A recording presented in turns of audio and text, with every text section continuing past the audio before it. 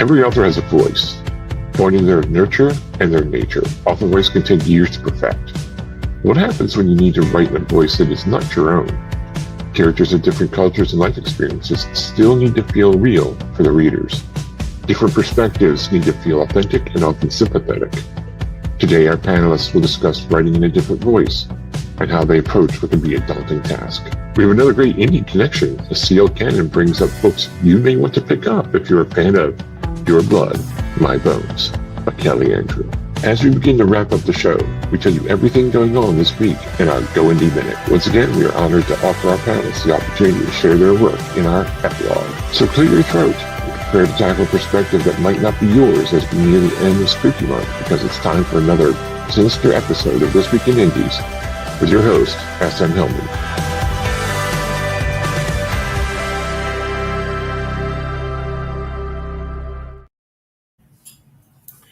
Spooky Sunday to everyone, and welcome to This Week in Indies. I am your host, SM Hillman. You probably already knew that. As we wind down the Halloween month, next time we see you will be November, we tackle a subject today that can be scary for folks, writing in a voice different than your own. The importance of getting other voices right to make them authentic and give them an air of verisimilitude cannot be understated. But you didn't come here to hear me prattle on, so here are your panelists for today. They can introduce themselves, starting with Ben. Ben, welcome. Hey, hi everyone. I am Ben Schenkman. I am an urban fantasy author and audiobook narrator. Thank you. Thank you for being here. Next up, AJ. Hi, I'm AJ Mulliken. I write a lot of different varieties of smut and different voices of romance as well. Awesome. Thank you for being here today. Trisha. Hi, Trisha Copeland. I write YA fantasy as well as YA dystopian sci-fi. Excellent. We love dystopian sci-fi here, so welcome. Josh. I'm Josh Nealis. I own Cutthroat Comics, which is a publishing company out of Ohio, but I also write comics and novels. So because I own the publishing company, whatever it is I want to write gets greenlit automatically. So, Excellent. Awesome. Thank you for being here. And welcome to my fellow writing troupe person, Beth. Beth, go ahead. Good morning. I'm Beth DeWeese, and I write romance with Bite. Excellent. Thank you so much for being here with us. Okay, everyone's in the correct spot. Hooray! Awesome. Excellent. So I wanted to start off today, and Ben, we'll start with you. When we say writing in a different voice, what does that mean to you? What does that conjure in your mind? So to me, writing in a voice that isn't your own is usually related to more related to culture than anything, in that if it isn't something that you have personal lived experience with, then chances are you're considering writing from a voice that is not your own. So for example, like I'm Jewish. If I'm writing a Jewish character, it's from my own perspective as a Jewish person. If someone who isn't Jewish is writing a character that is Jewish, then they are not writing from their own voice, as an example.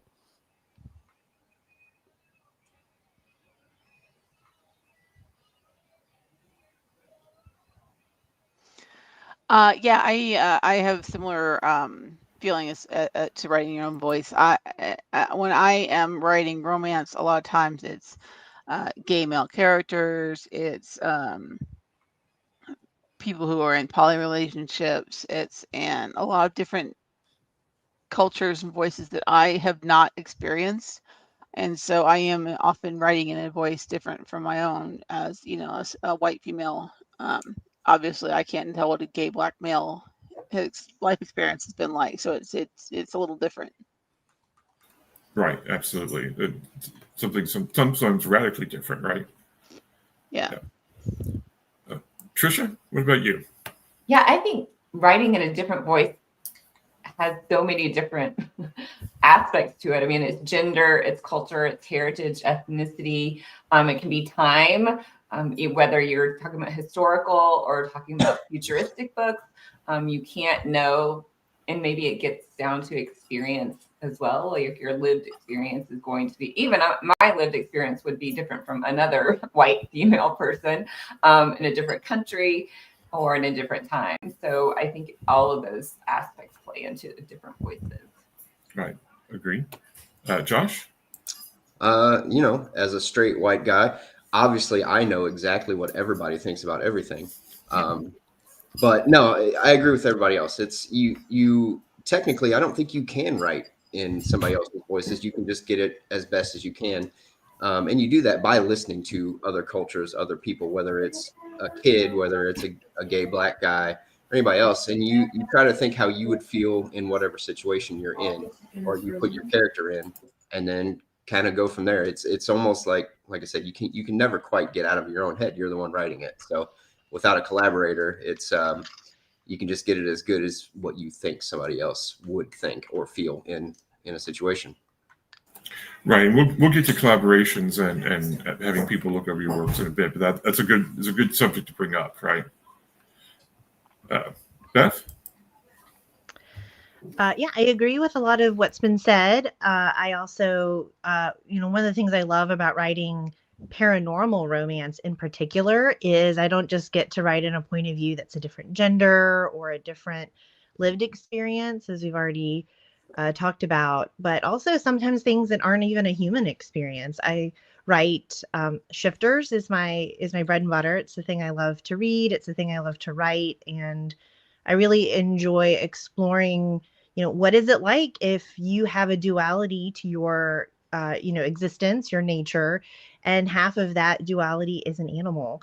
And I love thinking about how different shifter forms impact what the complete person is like. Is a dragon shifter different than a wolf shifter? Spoiler alert, yes, I think that they are. But I also enjoy, what's a male shifter? How is he going to view the world and navigate that different from a female shifter? So I think the paranormal really adds a layer on top of all of the aspects of a lived experience that makes it really challenging to write, but also really fun. And I think that's probably my favorite aspect of writing in a point of view that's not my own. So let's, when was the first time that you, and this is going to be for everybody, but let's start with Beth. When was the first time that you really sort of experienced that, and how did you approach that writing in a different voice? What was your initial approach, and has that changed over time? So I think I'm going to answer this first as a reader, because I have always loved paranormal fantasy my whole life. That's what I consumed as a reader. I was a huge fan of Xena and Hercules back in the day.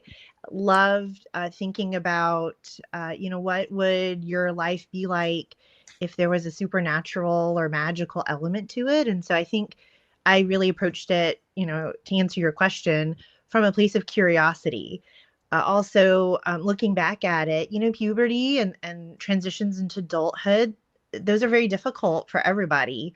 And I think looking at it through a lens of, for example, really resonated with Buffy, the Vampire Slayers. I know a lot of folks did. And I think the paranormal and the fantasy really give a nice framework for thinking about puberty, thinking about adulthood. Going off to college is scary. Leaving home is scary. And I think the curiosity piece and the vehicle for allowing you to kind of process your life using a different framework was really appealing to me as a consumer of these properties. So when I started writing and I became a writer, I really wanted to tap into that. And so I try to approach my writing with curiosity. Like I sort of sit with a story idea or a plot for a hot minute. And I think, how does being a wolf or having a fated mate impact this story? What would you do if? And kind of give myself the space to really ideate around the impact that the paranormal has, and how can we explore different parts of the human existence through maybe a non-human lens. One of my favorite things is my favorite trope is the fated mates trope. And one of my favorite things about my Howling Forest Shifters world is they don't develop the ability to recognize their fated mate until they turn 25. And I was really intrigued by that idea because it's not the cusp of adulthood. I mean, it's 25. Hopefully you're well into adulthood by that point. And I like the idea of a switch flipping.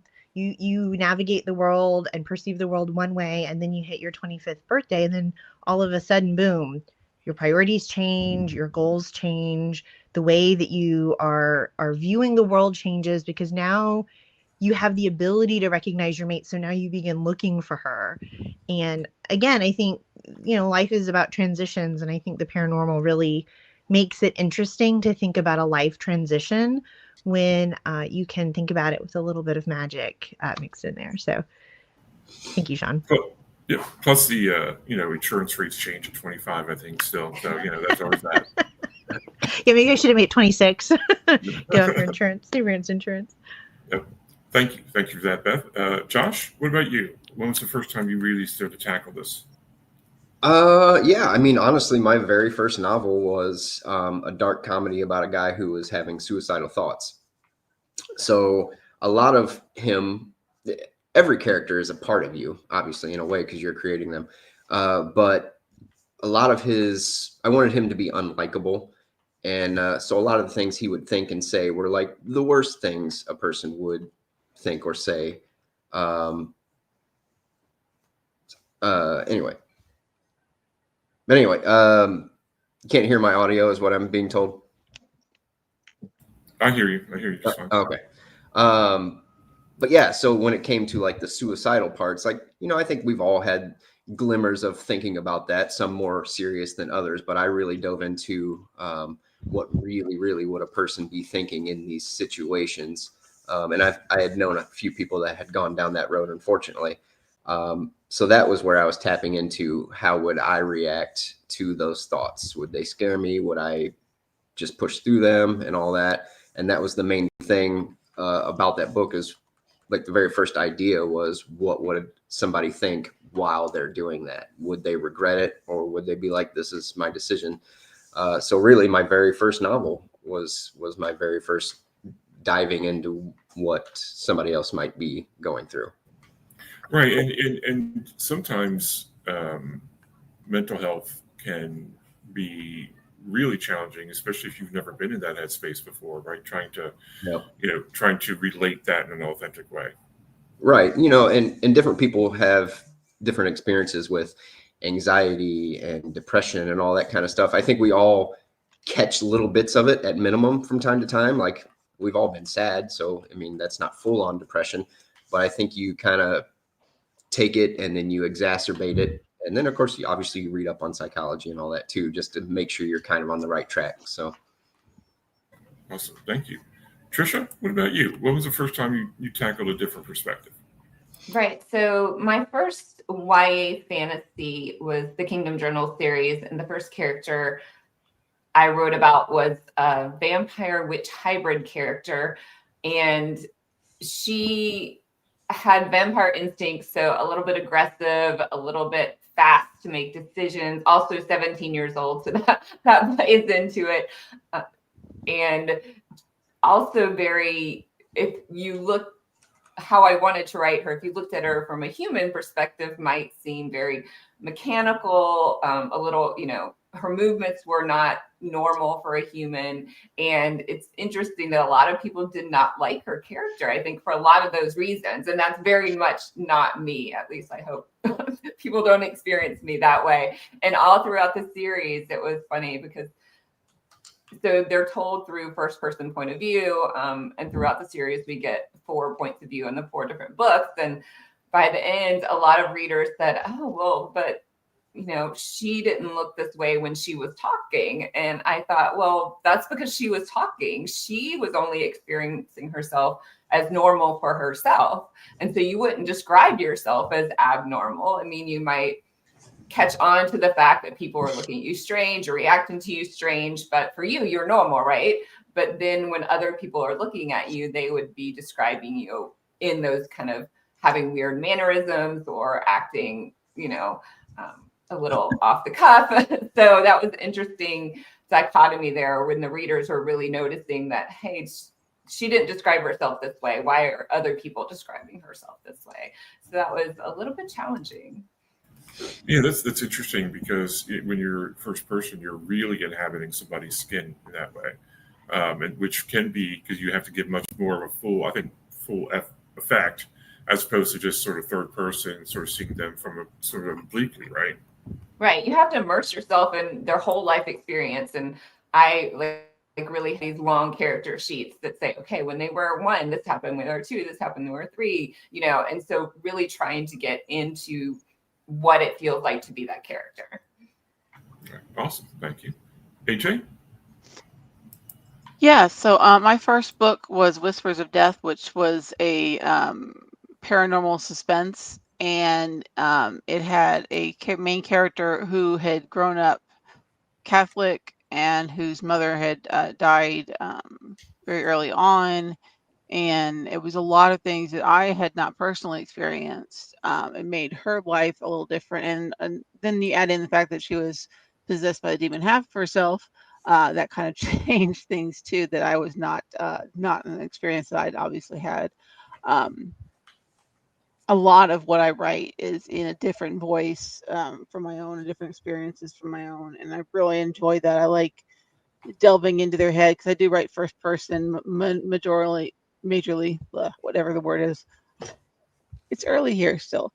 And I loved diving into these other headspaces and kind of seeing, well, if I was this person, how would I be experiencing this scene versus if I was another person, which POV should this scene even be in? Should it be from the female main character, the male main character, a different male main character, depending on what you're writing? Like who does this POV need to be in to best represent what's happening in the scene? Gotcha. There's no, gosh, and I was going to say something. I was going to ask something very poignant, everyone, but then it went right out of my head. So, thank you, AJ. Ben?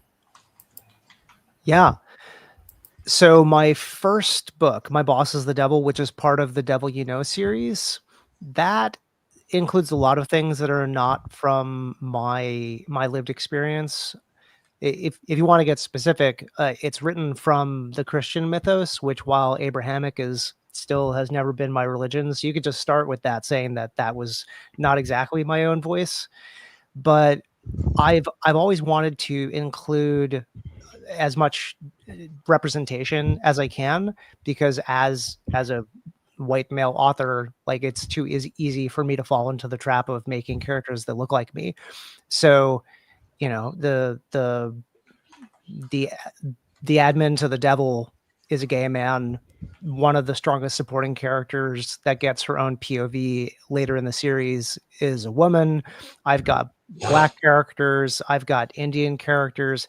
And there is a big difference, though, between representation without needing to, have that care around representing culture, because you can have good representation that's casual without having to dive into a specific culture. So I think I'll just say that, in that as I got further in this book series, I did more work to make sure that I was representing those other voices as best as I could.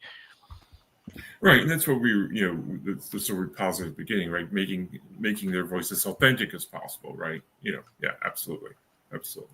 All right, let's take a quick look at some of our comments here from our listeners. Rosie Potter, hi Rosie, good to see you again. Going to now, send a star to our hosts, please. Yeah, we like stars. AF Stewart, hi. Anita, how you doing? Rosie saying woohoo. Yep. Kofu, hey, how you doing, Cody? Mary Franklin, Mary, hello. Good to see you. AF, yeah, paranormal characters have a different dynamic to consider. That is correct. Yep. And Joe hears you. And talking to Josh, and Rosie saying that she could hear you. Yep. So all good. Yeah. please hit a like, gets the video seen. Yep. Like and subscribe. I'll try to say that at the end as well. I'll try to remember that. Okay, I'll throw this out to anyone. What is your, and this, it's everybody's writing something a little bit different, but what is your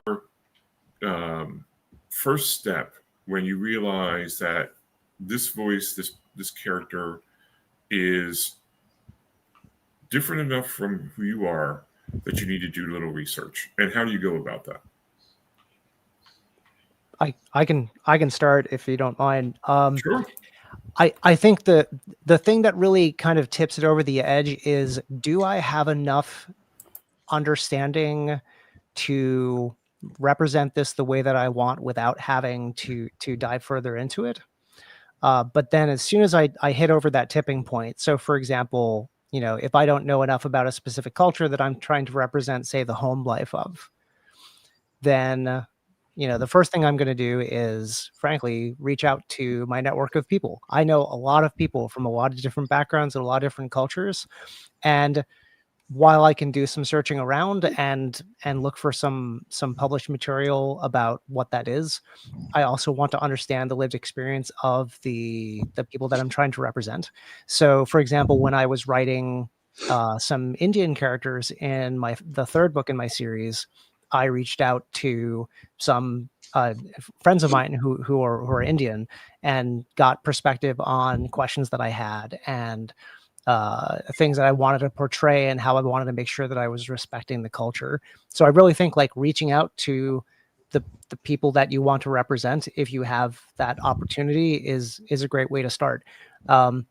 If you don't know them personally, it still means you need to reach out. Like my new book, Let's Sleep in God's Lie, has Indigenous representation, and I am not an Indigenous person.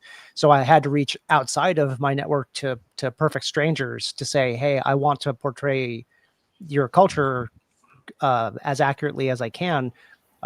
What do you think about helping me out with some questions? And you have to put yourself out there. And how was that, if you don't mind me asking, how was that? How did they respond? How was that met when you did that? Yeah, I mean, here's the challenge. Everyone's busy. So I found a lot of people that didn't have time for me. And like, I reached out to professional resources. So I'm writing about there's some tribes in Connecticut. And so I reached out to some of the like official tribal websites and councils, and a lot of them just don't have like time or funding to support inquiries from authors or researchers. But I lucked out, and I was in communication with, just a shout out to her clan mother, Shoren Piper of the Golden Hill Poggusets in Trumbull, Connecticut. And she ended up being a fantastic resource. She wrote a book about practices in her tribe. And also, it led to some really good feedback. Also, you never know who's going to be in your network, because one of my ARC readers from my first series is actually a member of the Anishinaabe tribe and did early reading for me. So, you never know who's already in your network until you ask. Cool. Excellent. Thank you. Yeah, I kind of go about it a little differently. I do reach out if I have questions about individual things. Like I live in the Southwest, so if I have a question about something Hispanic, obviously I have places, a multitude of places and people I can go to. But sometimes I'm a very introverted person. I don't have a wide network of people that I know. And reaching out to people is incredibly scary for me. But I have a very vivid imagination, and so I put my brain into other people's heads so many times as a kid that it kind of like taking on another personality almost is a second nature at that point, because you grow up, you're alone, you're by yourself, you don't have a lot of friends, so you make up friends or whatever, or you make up what the world would be like with friends. And so that kind of, while I do reach out to people when I have specifics I need to know, a lot of it I just kind of delve into, well, what ifs, what if I was growing up in this situation, what would I talk like, act like, how would I react, that kind of thing. Right. So, based on some experiences and things you've seen and things like that, right? Hmm. Cool. Gotcha. Anyone else? Yeah, I'll jump in. One thing I always like to consider is questioning the premise of how different is this voice really? Yes, obviously, I have a side character who's a teenage vampire. I don't relate to that. But I mean, I do relate to being an awkward teenager, right? So I think sometimes it's important to say, like, what's driving this character in this scene? Is it that they're acting and navigating in the world that's different from me, or do they just have a backstory that's different than me, but really their experience is not all that different? And I also think about that a lot just generally when I'm writing male point of view chapters. As in romance, I write dual point of view, so some chapters are from my male protagonist point of view, my hero's point of view. And I think there's a lot of people assume that men don't have as much interior life or emotional stakes. Sometimes I think there's, I mean, not everybody, maybe I'm talking to other writers here and everyone's very sensitive, but I think just like an average, there's a lot of assumptions that men just don't have that emotional depth, and I think they do. I think a lot of men are very sensitive and really introspective, and um I try to think, like, is this really this character really going to think about the situation or this problem in an overly gendered way, or like maybe he's just a person, and maybe he's just as heartbroken as any other person would be. I mean, maybe the point of view perspective is not really all that different. Certainly, dialogue and speech patterns and little details in the scene I try to keep internally consistent with that character and that character's personality. But in terms of emotional experience, I think a lot of times, heartbreak is universal, betrayal is universal, insecurity is universal. So, as I'm considering another point of view, and I certainly agree with the other comments that you do need to do your due diligence and have your sensitivity readers and do your research. But I also think an important step in there is questioning the premise of how different is this perspective. Maybe it's just, an experience of the human condition in this particular scene. So I like to add that layer as I'm doing my writing and editing. Cool. Got you. Thank you. Trisha or Josh? If Trisha's got something, she can go first, and I'll go last. Okay. Yeah, I was thinking and it's interesting. It's very cool that Ben reaches out to so many living, breathing people who are talking to him in real time, because maybe as an introverted person, I tend to go to books, like autobiographical books, or the book we're talking about now is my dystopian style Lovelock ones. And I have a male and female character, they're both teenagers, but in a futuristic, both of their families are military, and I didn't have that experience. I had a couple of friends had been in military families, but not super close to them, but reading either autobiographies or either just books, either current, contemporary books, or in that genre, like a military genre, and just experiencing how other people are writing those characters, I think helped me too. So, I was curious too, because you write some science fiction, some future stuff. When you're going forward in time, do you rely on a lot of current cultural norms? Do you create new ones, or how do you navigate that? I think, well, for this series specifically, it's almost like fantasy world building, because you have to rebuild the world in the context with what has happened between, or at least I rebuilt the world in context of what happened in between what I know now in our current contemporary state. And then, I have certain events that happen in the world in the 60-year span of when we've jumped in time. And then how would people be living? How would they be reacting to different factors? And as much as you can extrapolate that knowledge and how that feels what their motivations are, what their goals are, how that's different from what my goals are now and what it feels like to be navigating the world now.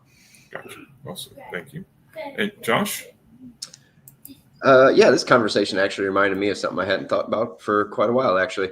One of my books, I had a couple characters that were going to do a specific job, a job I know absolutely nothing about. So I reached out to some people I know that did that job. And I remember it kind of struck me as odd that one of them got defensive. I reached out and said, hey, can I talk to you about your job and all this? And I remember them saying like, yeah, but you better not make fun of it. And that struck me as something. And then when I interviewed another person about that job, you know, I started paying attention to how they reacted to my questions. So that can help you find a voice or find a character.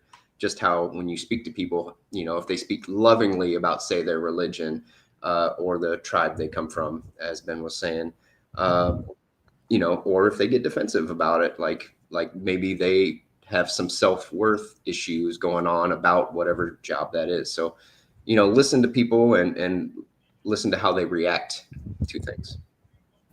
Yeah, I think that's very important, right? Not just seeing the information they give you, but hearing, you know, how they come to that information. So I think that's really relevant for what we're talking about today. I mean, I know I worked as a maintenance man in a hotel, so I'm very sympathetic to other maintenance men in hotels or maintenance in people in hotels. So when I'm at a convention and I hear somebody piling on maintenance, I'm like, whoa, hold up, you know, we do the best we can, okay, you know, so. But yeah, but I think that's a great point, because a lot of times we do have a tendency to sort of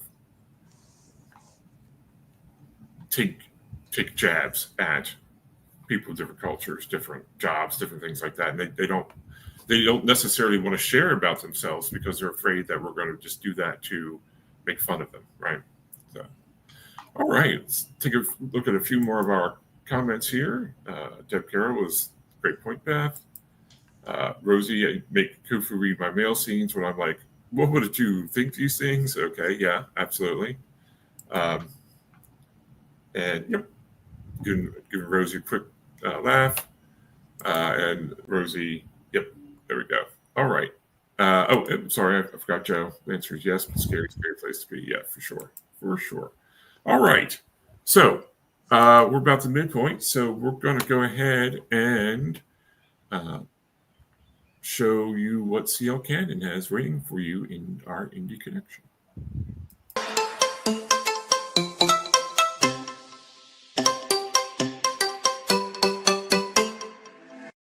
Hey guys, CL Cannon here from Fiction Atlas Press, bringing you another Indie Connection. And today I'd like to tell you about some indie books that you might enjoy if you're a fan of Your Blood, My Bones by Kelly Andrew. The first book I have for you is called Wicked is the Hollow by K.E. Gabshert. A strange town, a sprawling mansion, a perilous romance.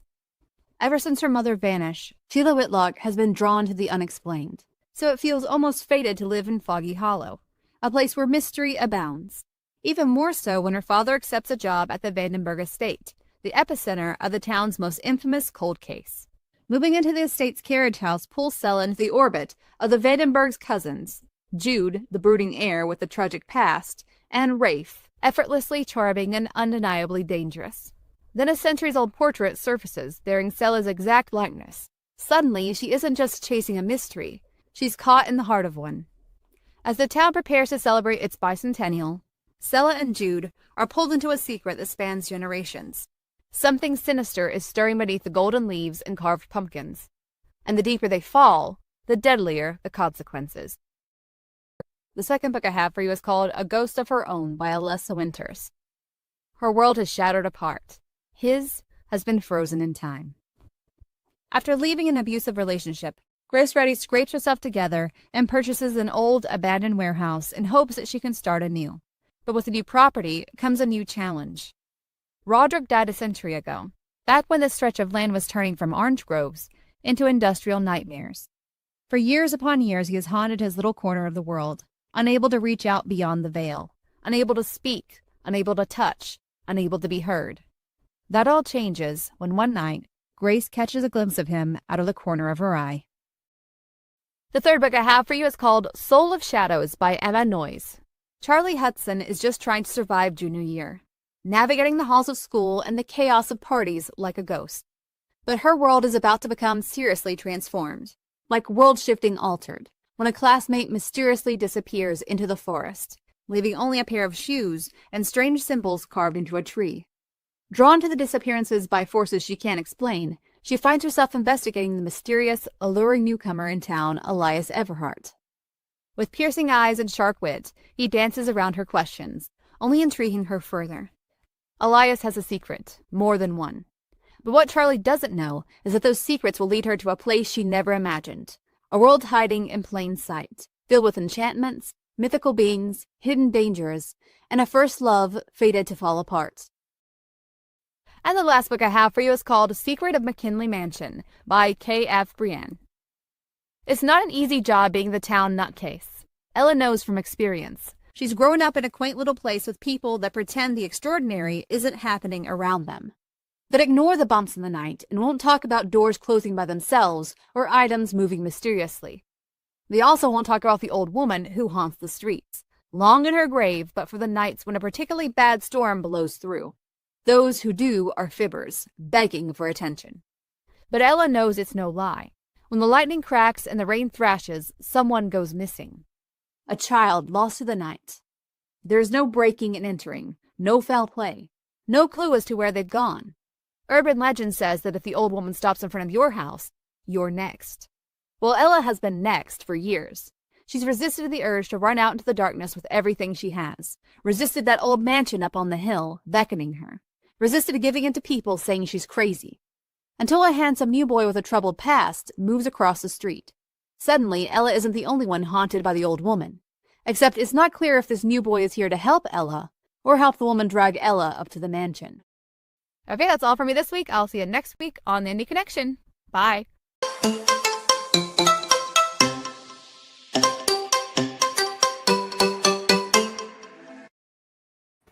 It's always that new boy in town, right? He's always a troublemaker. All right, so not all the time, but a lot of the time, what we talk about here, we're speaking to new authors as well. You know, the information good for the new writer.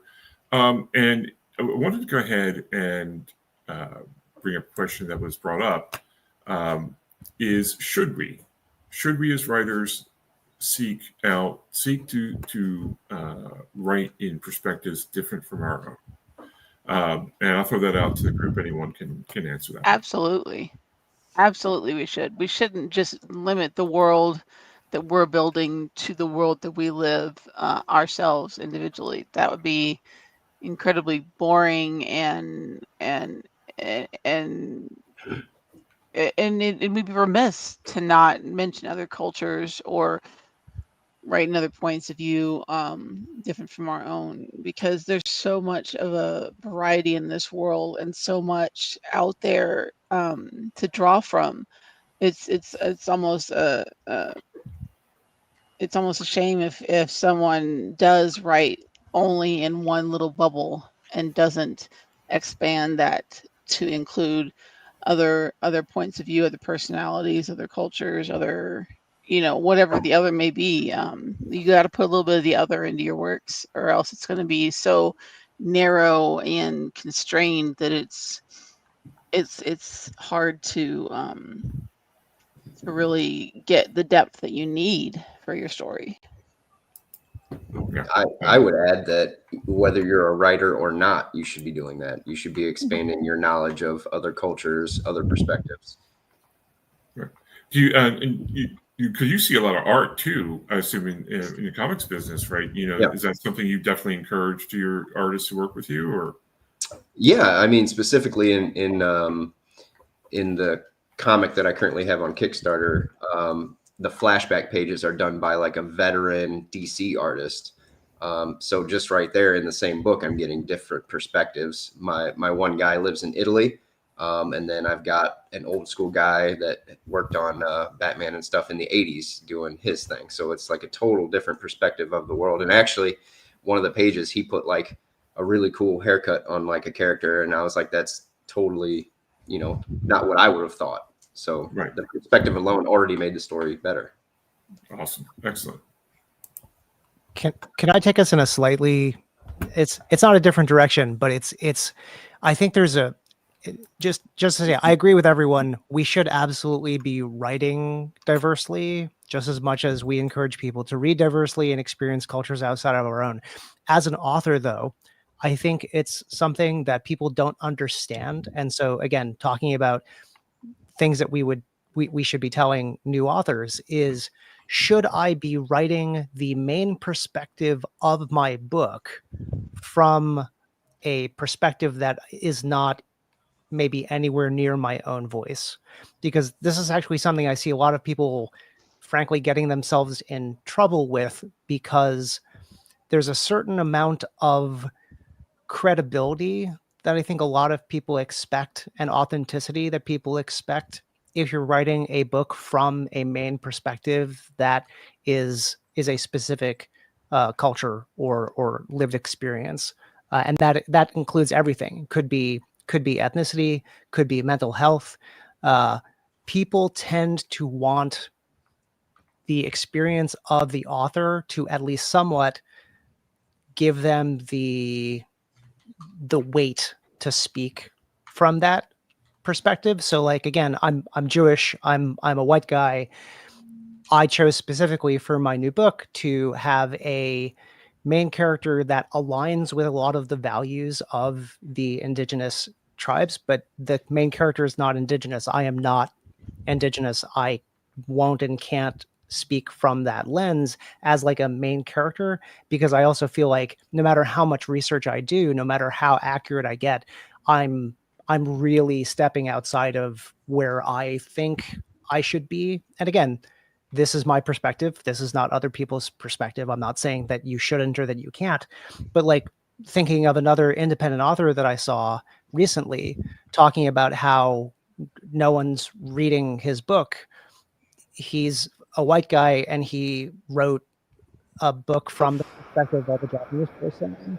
And there's a lot of people who have been giving feedback of, well, I'm just not interested in reading this book written in this perspective from you as an author. So I like there's a line somewhere that I feel really exists as far as how it is that we're portraying our main characters and our main storyline, if it is in fact far from our own voices. Any other thoughts on that? Yeah, I think, Ben, I really appreciate your comments. I think you're spot on. And I would actually extend what you said to writing in a villain's point of view. I'm not a villain.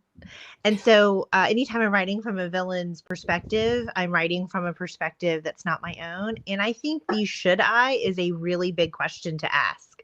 I think you really got to think through if your narrative, and there are certainly lots of really successful and beautifully written villain gets the girl romances. So I'm not really pushing back on that. I'm saying if you've got a hero and a heroine and it's their love story and there is a villain in that story, do you need that villain's perspective? I think you really got to think about just from a craft perspective if that's needed, if that's appropriate. And I think that's something that even if you're not thinking about, a lived experience, that can mean a lot of different things. And I think it's really good as authors that we don't limit our thinking to just gender, just, ethnicity. Like there's a lot of layers and aspects to a lived experience. And sometimes it can even just be something like, I'm not a villain. So if I'm going to write a villain's perspective,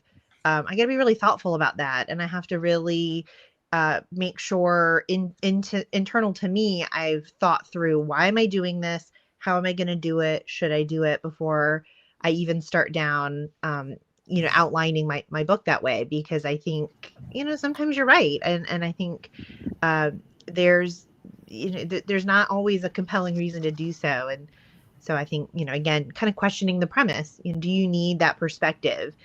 can you get the story across without, putting the narrative and the perspective that you can't relate to? I mean, I think something to think about at least. I don't know that I have all the answers, and I don't know that my answer is the same for every book or every project either, because I do think it's really important to have diversity of perspectives in any story. So I leave you, Sean, with a thought, not an answer. That works okay. I am a villain, and yes, you guys write this wrong all the time, so it's all right. My feelings aren't hurt. It's fine. Trisha? Right. Well, I was going to say, I can speak from the perspective of an author that has been judged for writing in a different voice than my own. I have a romance series that's a closed door romance series, a perfect romance series, and each book is based on a different friend in this friend group. And I wrote one from a perspective of a Black female. And at the time, I thought, well, this might be a little bit of a reach for me, but I grew up with Black friends. I have known Black friends all my life. I felt, and I read a lot of Black literature throughout my life, and Black characters too. So I thought, hey, this might be a little bit risky for me, but I'm going to do it. But I'm the type of person who, if there's one review that's negative, I'm going to focus in on that one review and remember. But I did have a reader put a review that said, I thought this was a little off. I looked the author up and she's white. And I was sad that they experienced the book that way. I was sad that maybe I had overstepped a character I should have been writing from the voice from. So yeah, I'll think about it more in the future. Right. Absolutely. Yep. All right. I want to thank everybody for their perspectives today. So we're going to dive into a few little things here. Can I add one little thing real quick? Oh, sure. I'm sorry, Josh, go ahead. I don't know what everybody else does, but generally I won't even write a character, their skin color, or maybe even their sexuality, religion. If it's not pertinent to that character, I'll just leave it out and I'll let the reader fill in their mind whatever they think that character is. That's just me. I don't know. Good advice. All right. So we're going to do a few little things here real quick. Remember, I'm the worst producer, but it's all good.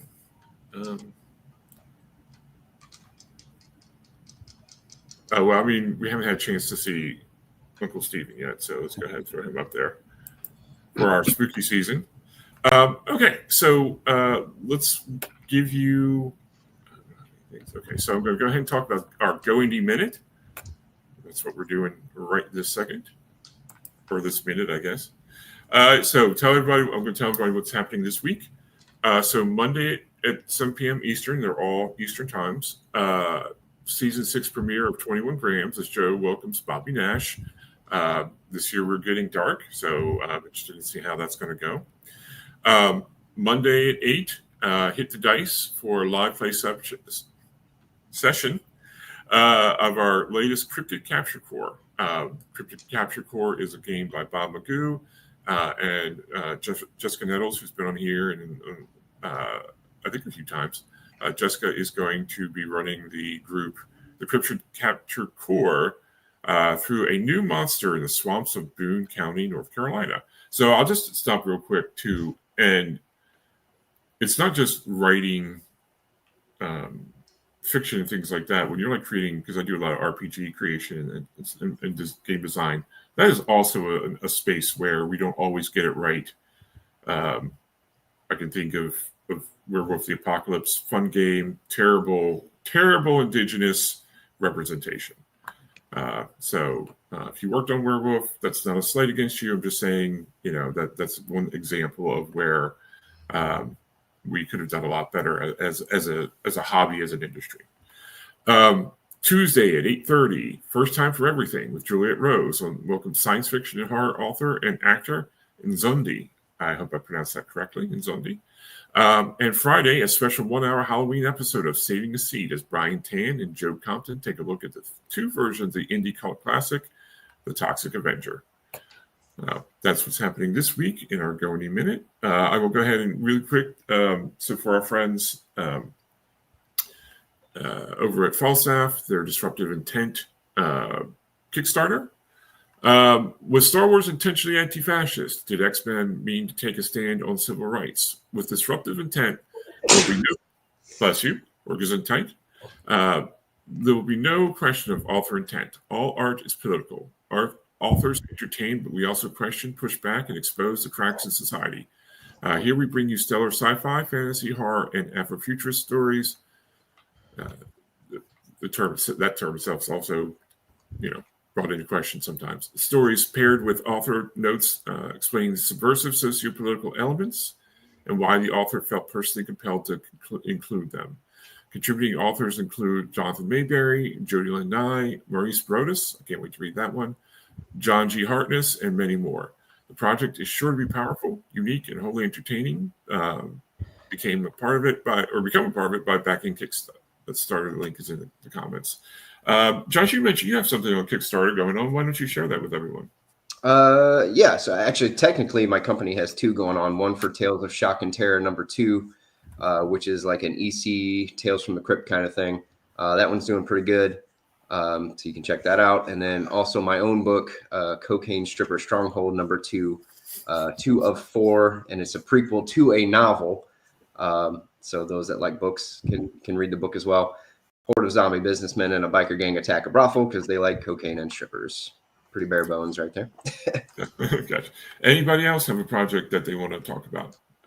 I actually have a Kickstarter for my Summer City Hair Duet that is running getting ready to run. It is in pre-launch stage right now, but it's going to be an omnibus edition with foil and colored edges, not safe for work art that I've commissioned, a bunch of really fun things in that one. So excellent. Anyone else? Are we just talking Kickstarters? Well, I mean, if you have a project coming up, it doesn't have to be Kickstarter. I have a new release tomorrow. Oh, excellent. Tell us about it. Yeah, so that's this book. So Let Sleeping Gods Lie, which is my new standalone / first in a series that features a fun raccoon and some interesting villains, comes out tomorrow. So Let Sleeping Gods Lie is available. It's going to be in ebook and paperback with other formats coming later. Perfect. Awesome. Beth or Tricia? My most recent release is To Be a Fae, which is the finale in the Realm Chronicles series. So that came out in August. And it completes the series. So that was a lot of fun. Awesome. Excellent. Beth, anything? Yeah, well, the book that's here bidding on the tracker is my new release. It came out earlier this month, and he is a wool shifter, but she is a witch with a bakery in a small town, and it's fated mates, and it's a little cozier than my main trilogy. So check it out on Kindle Unlimited. Awesome. Excellent. Okay, thanks for putting me on the cover of that one too. I appreciate it. What? All right, it's now time for our epilogue, where we allow our panelists to read an excerpt from their writing, often from the books that you're seeing covers for, and we'll also put up the QR code for that particular book, so you can snap it and get copies and support indie authors, because we all need it. Okay, so we're going to start with Ben. So let me find Let Sleeping Dogs. Here we go. Gods. Oh, I'm sorry, Ben. My apologies. Let Sleeping Gods Lie. Yes. That's okay. As I walked through the front door of Bits and Baubles, letting the door close heavily behind me, the first words out of Harriet's mouth were, "You look like shit, Corbin." "My body is a temple," I replied, knocking back the rest of my ginger shot before tucking the bottle into my pocket for later disposal. Liberal application of caffeine, anti-inflammatories, and vitamins had me feeling better than when I woke up, but I imagined it hadn't helped my appearance. I approached the counter and leaned against it heavily. "One of those ancient, haunted ruins, maybe," Harriet said, her voice a calm drone. The humor behind the words made her delivery all the sharper in a flat affect. If she weren't sitting behind the counter, she'd stand 5'4", with a light golden hue to her skin. She had a broad nose sharing the facial cast of her ancestors, with long brown hair hanging in braids to her mid-back. Pushing middle-age or thereabouts, her face held some shadows from lines the years had etched on her strong features.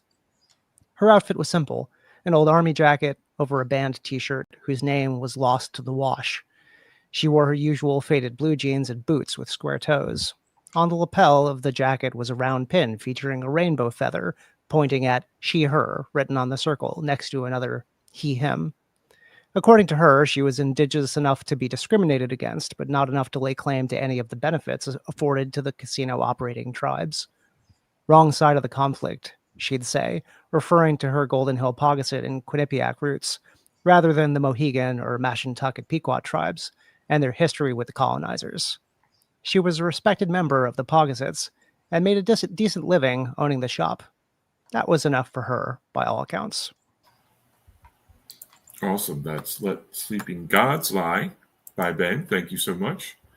AJ is going to be up next. So that's Flight 315 to Love. Let me get the right. Here we go. And go. Even with all the foreplay, the shock of his tongue on my clit has me screaming. I reach down and grab his hair with both hands, latching on the fistfuls of curls when my thighs clench around him. I briefly worry that I'm hurting his scalp or smothering him, but he chuckles a moment later, proving he at least has airflow. My little demon falls apart so beautifully for me. Is that what that means? Demonakimau? A flick of his tongue catches me off guard and I almost lose my train of thought. His fingers pump even faster, and he groans. Fuck, I need to teach you more Greek. Hearing my language on your tongue, it's everything. Alpha, Delta, Beta, Gamma? I'm 90% sure I've got them out of order, but it's the only Greek I know. Epsilon! My back arches and I twitch violently as I come hard on Demetrius's wicked tongue. Awesome. Thank you. Also, thank you for that wake-up call this morning. That was excellent. So next up is going to be Trisha with Lovelock Ones. Right. Oh. Got it. Go ahead. Okay. A little context. This is a dual POV. So this is the beginning of chapter 2, Troy's point of view. My eyes flew open to see Dad beside me. What are you doing home? Stuff developing. Get dressed. We need to talk. The screen on my phone read 1:40. I pulled on a shirt and followed Dad to the kitchen. Hands folded on the table, Mom sat in her usual place. Sit down, Dad motioned to an empty chair. Lowering myself into the seat, I noticed Mom dressed in cargo pants and a thermal shirt. The corner of her lips turned up for a second, but her eyes, puffy and red, cut to Dad. My heart rate quickened further, and I directed my attention to him. What's up? Dad looked down at the tabletop and then from Mom to me. You know about the viruses that hit a few years before you were born? Of course, the AAL. We studied it in school. He rubbed the stubble on his chin. Hey, I'm almost 18. Whatever it is, I can handle it. Pushing back, he slid his hands down his thighs. Military people get special consideration for our service. What do you mean? We're exempt from certain requirements. Like the IM breeders? Like they don't get enough privileges in their perfect houses and their perfect cars and perfect clothes.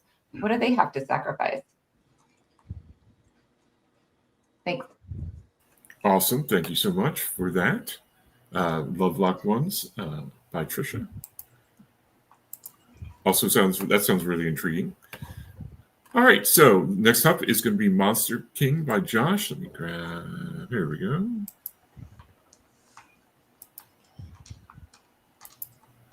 There we go. All right. Yeah. Also for context, this is like an all ages throwback to like Labyrinth and Neverending Story, stuff like that.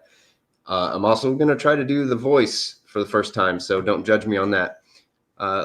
Lunging across his room, landing in front of his closet, the boy flings open the doors and in one motion takes a small step back to gather any and all of the light particles floating around.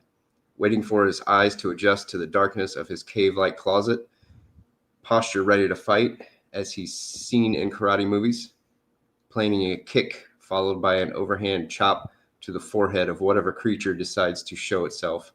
The boy waits, no more scratches. As he reaches for the light switch, he hears something, causing him to pause. Movement. The boy thinks about the setup of his closet. Where might something hide? chopping through his clothes with a "Yah!" striking only his shirts, the only sound being of his hanger scraping along the crossbar. No monsters shouting in pain. As his clothes settle back into place, the boy listens. Nothing now. Did he get it? Has it retreated for good? Standing perfectly still, thinking deeply and assessing the situation, the boy decides that he got it, somehow. Reaching for one of the doors to shut it, taking a small step back as the folding closet door closes in front of him, but the boy bumps into something that isn't typically there, behind him. No way he stepped back far enough to bump into his bed. One door closed, one door open. The boy turns, and in the darkness, he sees something. Not sure what, but something. A figure, right in front of him. Got any beans? The thing whispers in a small, raspy voice as the boy karate chops at it, falling backwards into the dark, cave-like closet which opens up like a waterless mirror, swallowing the boy as his failed karate chop lands by his side and his body tumbles feet over hair, ankles over eyes, and hips over hips.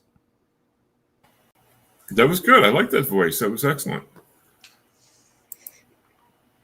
Also, for those who are going to be reading it, that now gives them the voice for the Monster King. Oh, I assume that's the Monster King or something. I'm not saying. Okay, and last but certainly not least, Beth. It is now Beth's time for bidding on the tracker. Is that right? Because apparently I'm having trouble with the titles today. So, okay, go ahead, Beth. Thanks, Sean. Biting into the muffin, flavor and desire exploded on his tongue. This was no ordinary muffin, and whatever made it special was not attached to the box or the flyer. Oh, good, I'm starving. Hunter ignored whoever sat next to him at the table. He was eating the last muffin in the box in front of him, so the interloper dragged a second box over, lifting the lid to peer inside. What's this flyer about? A bachelor auction? Hunter took another bite. There was magic in this muffin. He was slow to register the magical undertones to the flavor, having never ingested magic before. But that wasn't all. There was something about this muffin that was unique. He'd encountered magic before, but never anything like this. His body felt none of the fatigue from tracking all night. His muscles quivered with excitement. His wolf howled and paced back and forth, urging him to seek out the source of the muffin's appeal. No, not appeal. This was something more. Mate. Awesome. Thank you so much, Beth, for reading that. Here we go. I want to thank you all for being here today. I want to thank you all for sharing your perspectives with us, and absolutely, sharing people excerpts. So, folks, definitely support your indie authors. That's one reason why we have them on here, so that people can get used to them. So we have a lot of comments. So I'll just go through them real quick. Deb Carroll, she talked about avoiding the label of appropriation. Right? You do not want to seem appropriative, or you do not want to be appropriative as well. Yep. And so talking about the Kickstarters, yes, such a great Kickstarter. Yep. And Ben, congratulations on your release. And a raccoon. I might have missed that. And music inspired. Love a good animal presence. Absolutely, same. Congrats to all the releases. Absolutely agree. Yeah. Yeah. Some responses to AJ's reading, which was, I think, yep, right, exactly. That caught everybody's attention, I think. Yeah, absolutely, AF.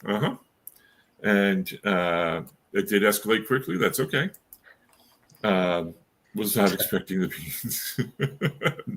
No, I wasn't either, but it was a good read. And yeah, no, I ate all my muffins yesterday. Great job, everyone. Agreed. That was a fun read. Agreed. I think they were all fun reads. Thank you. And sexy magical muffins, fun. Yep, absolutely. All right. So, Beth, going to start with you. Tell everybody who you are again and where they can find you on the internet. I'm Beth DeWeese. I write Romance with Bite. You can find me on most socials as Delightfully DeWeese. I'll say I'm most active on Instagram, but you can find my books on Kindle Unlimited, and my website is bethdeweese.com.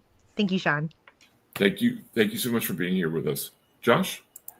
Yeah, Josh Nealis with Cutthroat Comics again.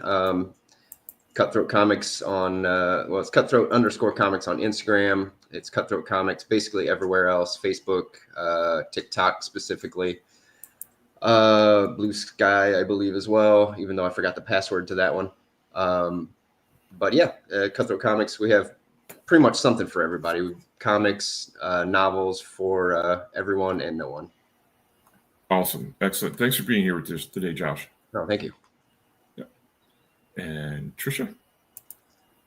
Hi, so you can find me on my website at trishacopeland.com. Most socials at Trisha Copeland Author or Author Trisha Copeland. I also have a podcast, Finding the Magic Book Podcast, where I host other authors and talk about books. Excellent. Awesome. Thank you. Thank you for being here today. Thank you. AJ?